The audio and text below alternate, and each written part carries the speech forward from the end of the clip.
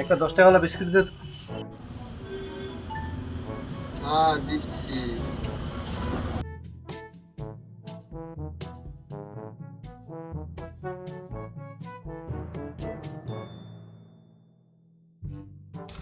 টাকাটা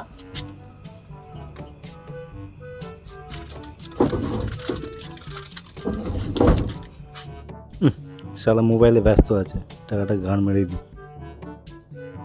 টাকা দে। টাকা কত? আমি তো 100 টাকা নোট দিয়েছি, 90 টাকা ঘুরিয়ে দে।